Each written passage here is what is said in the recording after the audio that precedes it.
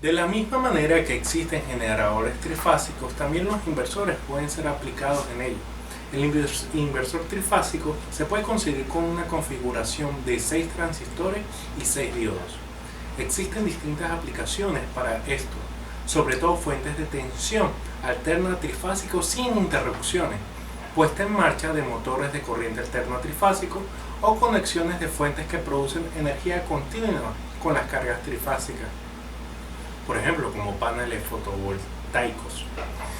Existen dos modos de trabajo en esta clase de inversores que dependerá exclusivamente de su aplicación: inversores de 180 grados e inversores de 120 grados. Una exigencia de los inversores prácticos es la posibilidad de mantener constante el valor eficaz de la tensión de salida frente a las variaciones de la tensión de entrada y de la corriente de carga. Tenemos que tener en cuenta de que muchas veces nuestro voltaje de entrada no va a ser constante, o incluso poder variar la tensión de salida entre unos márgenes más o menos amplios. Actualmente las soluciones para estas problemáticas se pueden resumir en tres: control de la tensión continua de entrada. El control de la tensión de las baterías que alimentan al inversor proporcionará una forma directa de controlar el valor eficaz de salida.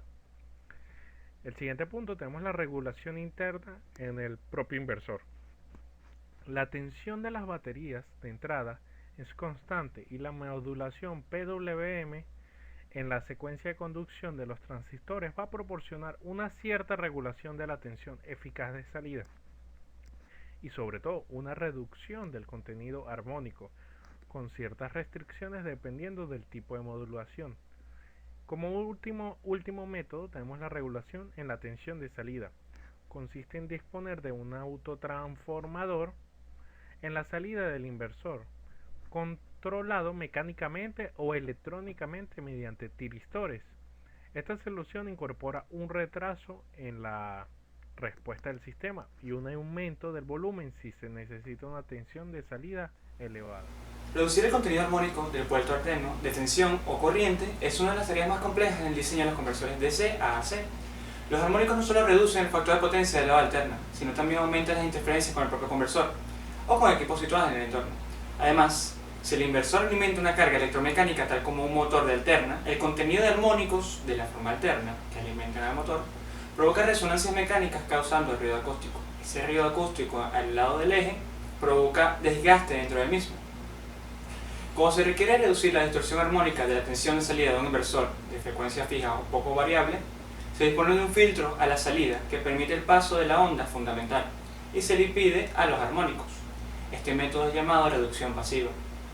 Casi todos los filtros empleados para este propósito tienen configuración en L y en las siguientes figuras se presenta el esquema general. Pueden observar en este esquema de acá la configuración en L del circuito general para un filtro pasivo de armónicos.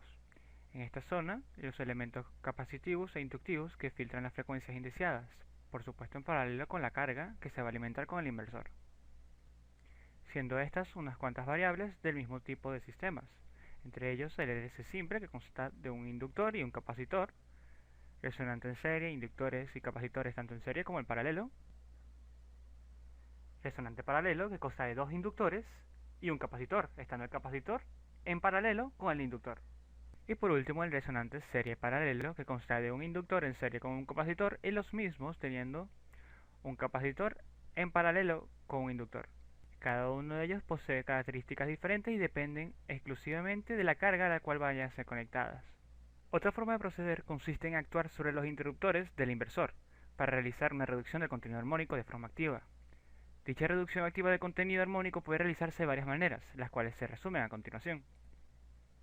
Entre ellas, la eliminación de armónicos, basado en el control de las conmutadoras, la cancelación de armónicos, que consiste en sumar las salidas de varios conversores para cancelar ciertas frecuencias indeseadas, y por último, una de las más utilizadas, que es la modulación de anchura de pulso, que consiste en desplazar armónicos a altas frecuencias, donde son fácilmente filtrables.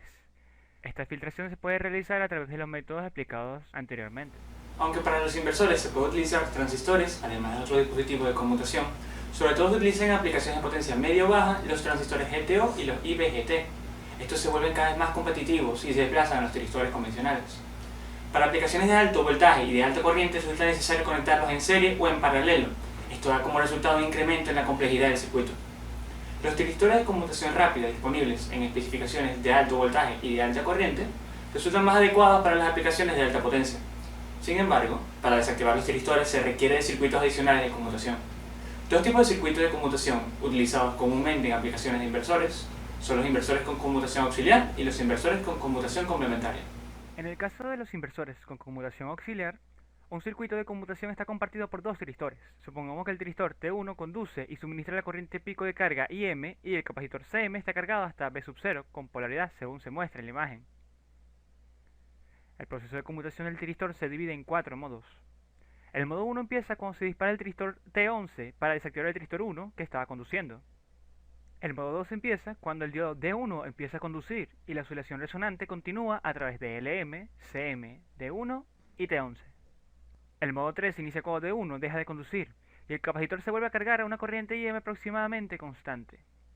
Y por último, el modo 4 inicia cuando el voltaje del capacitor tiende a hacerse mayor que B3 y D4. En el caso de los inversores con conmutación complementaria, si dos inductores están bien acoplados, el disparo del tristor desactiva otro tristor del mismo puente. Este principio se puede aplicar a los circuitos inversores por conmutación forzada y se conoce como circuito inversor McMurray-Bedford. La operación del circuito se puede dividir en 3 modos. El modo 1 empieza cuando T2 se dispara para desactivar T1, que estaba conduciendo. C2 se está cargando hasta B sub S y C1 está en corto a través de T1, sin ningún voltaje. Este modo termina cuando el voltaje del capacitor C2 se abate hasta 0 y B sub C2 tiende a cargarse en dirección opuesta.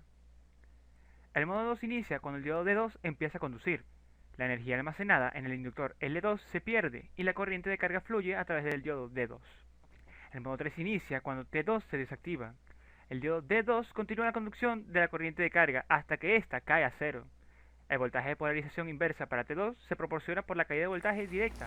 Pasando ahora a los inversores con fuente de corriente, en este tipo de inversores la alimentación consiste en una fuente que mantiene la corriente constante, independientemente de la carga, siendo la tensión de salida la que se ve obligada a cambiar. Los circuitos de potencia se comportan frente a la carga como una fuente de tensión que, en teoría, no cambia la forma de la onda, la tensión de salida ni su valor al variar la carga.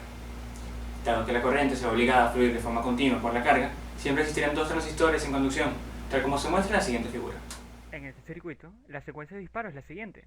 Primero los transistores T1 y T2, seguido de los transistores 2 y 3, y así sucesivamente con los 3 y 4, y 4 y 1.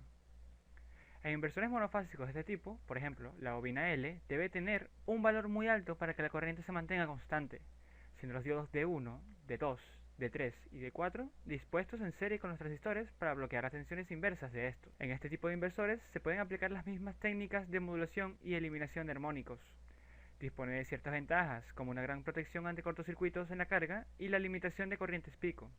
Sin embargo, la existencia de una inductancia de alto valor hace que el circuito proporcione una respuesta dinámica lenta, además de necesitar circuitos amortiguadores en la entrada de los transistores para soportar las sobretensiones ocasionadas por los cambios bruscos de corriente.